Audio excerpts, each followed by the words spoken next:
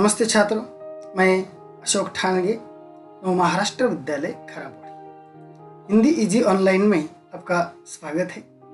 आज का वीडियो हिंदी व्याकरण से संबंधित है और जो हिंदी में वचन है वह कैसे पहचाने और उसका परिवर्तन कैसे करें, एक वचन और बहुवचन क्या होता है, इसके बारे में इस वीडियो के माध्यम से हम चर्चा करने वाले हैं।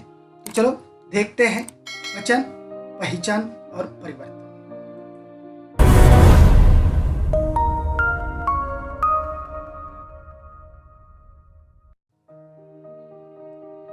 सबसे पहले वचन क्या होता है, वचन किसे कहते हैं, इसके बारे में चर्चा करते हैं। बच्चा खेलता है, बच्चे खेलते हैं। घोड़ा दौड़ रहा है, घोड़े दौड़ रहे हैं। गुब्बारा उड़ता है, गुब्बारे उड़ते हैं। अब इन रंगीन शब्दों को लक्ष्यपूर्वक देखो। बच्चा, बच्चे। अब यहाँ बच्चा कहने से एक का ही बोध होता है और बच्चे कहने से अनेक का बोध होता है। घोड़ा कहने से एक का बोध होता है, घोड़े कहने से अनेक का बोध होता है। गुब्बारा एक वस्तु है तो गुब्बारा कहने से एक ही गुब्बारा का पता चलता है और गुब्बारे कहने से अनेक का पता चलता है। तो इसकी परिभाषा यह होगी कि शब्द के जिस रूप से उसकी संख्या का बोध होता है उसे वचन कहते हैं। तो यही वचन है, शब्द का ऐसा रूप जिससे उसकी संख्या का पता चलता है उसे वचन कहते हैं। देखो वचन से अंग्रेजी में नंबर कहते हैं, तो संख्या का बोध होता है। बच्चा कहने से एक संख्या का बोध होता है, बच्चे कहने से अनेक का बोध होता है। तो यह है वचन। तो चलो आगे बढ़ते हैं। हिंदी में वचन के दो भेद माने गए हैं। पहला है एक वचन और दूसरा है बहुवचन, जिसे अनेक वचन भी कहा जाता है। शब्द के जिस रूप से एक ही व्यक्ति या एक ही वस्तु का बोध होता है उसे एक वचन कहते हैं। जैसे कि चूहा, सड़क, लड़की, पाठशाला। देखो चूहा कहने से एक का ही पता चलता है, लड़की कहने से एक का ही पता चलता है। तो शब्द के जिस रूप से एक ही व्यक्ति या एक ही वस्तु का बोध होता है तो उसे एक वचन कहा जाता है, और शब्द के जिस रूप से एक से अधिक व्यक्ति या एक से अधिक वस्तुओं का बोध होता है उसे बहुवचन या अनेक वचन कहा जाता है। जैसे कि चूहे, सड़कें, लड़कियां या लड़कियां होना चाहिए, पाठशाला। तो एक वचन और बहुवचन में यही फर्क है कि एक वचन में एक का पता चलता है और बहुवचन में अनेक का पता चलता है। तो चलो आगे बढ़ते हैं। वचन अगर हमें परिवर्तन करना है, वचन अगर किसी शब्द का हमें बदलाना है तो क्या करें, उसके नियम कौन से हैं, उसके बारे में देखते हैं। तो पहला नियम है अकारांत शब्दों के आ को ए में बदलकर। अगर वह अकारांत शब्द है जैसे कि कपड़ा, क अधिक मतलब वो अकारांत शब्द है, और उसके अंत में जो आ है, डा मतलब ड अधिक आ है, तो इस आ को ए में बदलकर एक वचन का हम बहुवचन बना सकते हैं। जैसे कि कपड़ा, डा का डे बन गया, ए जोड़ा तो कपड़ा कपड़े हो गया। जूता, जूते, केला, केले, पंखा, पंखे, तोता, तोते, बस्ता, बस्ते, कुर्ता, कुर्ते, चेला, चेले, छाता, छाते, लोटा, लोटे, बेटा, बेटे, बच्चा, बच्चे। तो इस प्रकार अकारांत शब्द के अंत में जो आ है उसे ए में बदलकर एक वचन का हम बहुवचन बना सकते हैं। अगला नियम देखते हैं। आकारांत स्त्रीलिंग शब्दों में आ को ए में बदलकर एक वचन का बहुवचन कर सकते हैं। जैसे कि पुस्तक, पुस्तकें, बात, बातें, देखो ए जोड़ा है।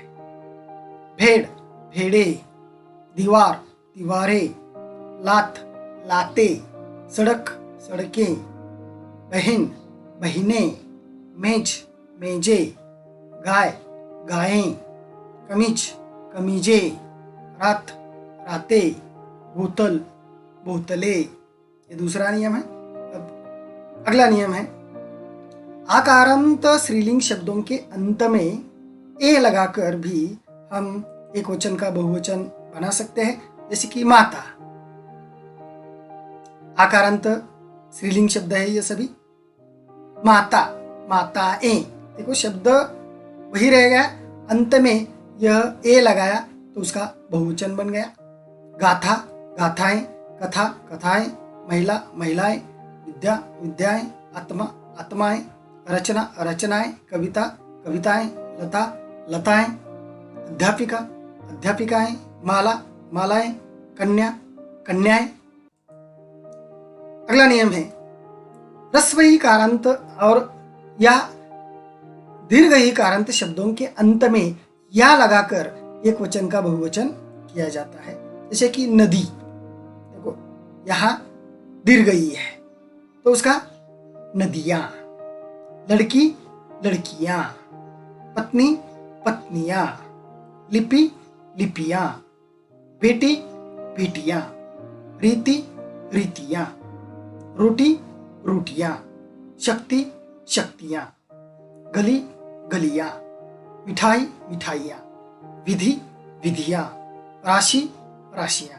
तो इस प्रकार ह्रस्व और दीर्घ इकारांत जो शब्द है उसके अंत में या लगाकर हम एक वचन का बहुवचन कर सकते हैं। छात्रों, यहाँ एक बात हमें और ध्यान में रखनी है कि जब ऐसे शब्दों को हम एक वचन का बहुवचन करते हैं तो उस समय शब्द के अंत में जो दीर्घ ई है, दीर्घ ई, उसे ह्रस्व ई किया जाता है। जैसे कि देखो नदी, यहाँ दीर्घ ई है, लेकिन यहाँ नदियां करते समय यह दी जो है वह ह्रस्व बनती है। यहाँ दीर्घ है, यहाँ ह्रस्व है, यहाँ दीर्घ है, यहाँ ह्रस्व है। तो यह एक बात हमें ध्यान में रखना आवश्यक है, जिससे लेखन में गलतियां नहीं होगी। अगले नियम की तरफ बढ़ते हैं। या से अंत होने वाले स्त्रीलिंग शब्दों को या में बदलाकर, यानी कि ऐसे शब्द ऐसे स्त्रीलिंग शब्द जिनका अंत इया से होता है, जैसे कि चूहिया, अंत में इया है, तो ऐसे शब्दों को या में बदलकर, यानी कि उसे ऊपर यह अर्धचंद्र बिंदी दी जाती है। चूहिया, चूहिया। तो देखो तो बिल्कुल थोड़ा सा फर्क है। गुड़िया, गुड़िया। चिड़िया, चिड़िया। डिबिया, डिबिया। बुढ़िया, बुढ़िया। कुतिया, कुतिया।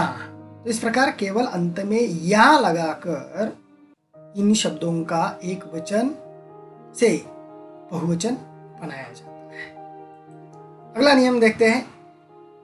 ह्रस्व उकारांत और दीर्घ उकारांत या औकारांत स्त्रीलिंग शब्दों में अंत में ए लगाकर एक वचन का बहुवचन बनाया जाता है, जैसे कि वस्तु,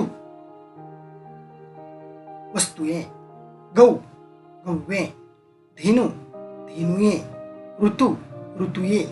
वधु, वधुएं। बहु, बहुएं। देखो यहां भी वधु, यहां दीर्घ उकारांत है, लेकिन उसका अनेक वचन या बहुवचन जब हम बनाते हैं अंत में ए लगाते हैं तो उसके पहले यह जो दीर्घ उकारांत, दीर्घ ऊ था वह ह्रस्व ऊ यहाँ बन जाता है। ये भी हमें ध्यान में रखना है। और एक महत्वपूर्ण बात एक वचन का बहुवचन बनाते समय कि कुछ शब्द ऐसे होते हैं जिनका एक वचन और बहुवचन एक जैसा ही होता है, उनमें कोई भी बदलाव नहीं होता, जैसे कि मित्र, मित्र ही रह जाता है। जंगल, जंगल। फूल, फूल। मनुष्य, मनुष्य। कवि, कवि। गुरु, गुरु। एक ऐसे शब्द है जिनका एक वचन और बहुवचन एक जैसा ही होता है, उनमें कोई भी बदलाव नहीं आता है। तो इस प्रकार आज हमने वचन किसे कहते हैं, वचन परिवर्तन किस प्रकार करना है, एक वचन और बहुवचन में क्या अंतर होता है, इसकी विस्तृत इस प्रकार की चर्चा की है। अगर यह वीडियो आपको पसंद आया होगा तो जरूर उसे सब्सक्राइब और शेयर कीजिए। धन्यवाद।